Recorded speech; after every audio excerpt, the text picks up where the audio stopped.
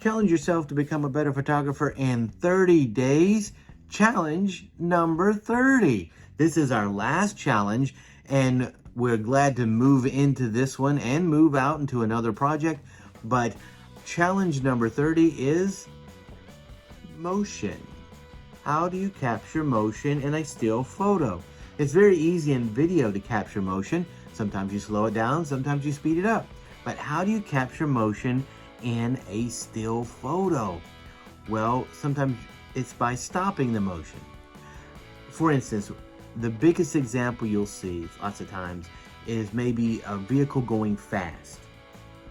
And you can stop that right in its tracks with a quick shutter speed. As a matter of fact, I do it lots of times with drone photography, and my drone may be flying like at 11 miles an hour. It doesn't stop, but it'll take a picture every so often. But whenever you see those photos, it is dead stop. There's no blur in the image or anything like that. But does that show motion? No, it doesn't. It actually shows stillness. So how can you show motion with a still camera? Again, answering that question is you got to let a little bit of motion show through.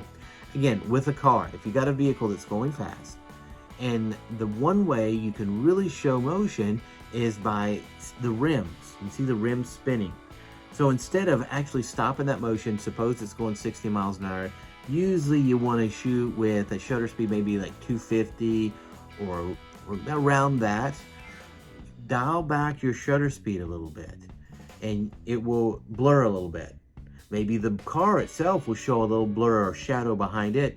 There you're kind of showing motion rather than stopping motion. There's another approach in panning with the particular object. Suppose you're a fan of NASCAR, and as you know, NASCAR, they always go around and you know where they're going to be basically. And so what you can do is as you follow your subject and it gets into a specific point, usually right in front of you, you can click, and then you kind of follow it through a little bit. What you'll find is that your car will be stopped, but the image will be blurred. And in that way, you're showing motion. You can do that same thing with people. You can do that with animals, and just maybe either slowing your shutter speed or following that particular object. Now, you may have to disable your autofocus because it's going to possibly try to keep focusing through that. You want to have it focused and pretty good depth of field, because then that'll give you some leeway. And then as it comes by, click your picture, and you're not just stopping the motion of the vehicle or the item, but you're showing it with a little bit of shadow behind it. So it's been a great privilege to work with you for these 30 days. Hope it's been beneficial. It's giving you a theme to work from. And as we move along, maybe we can develop this into a full-fledged course so that somebody or you could just pick it up and be able to work this challenge by yourself. And then as we move on, we'll be able to see how you can develop your photography into your specific niche or niche that you prefer.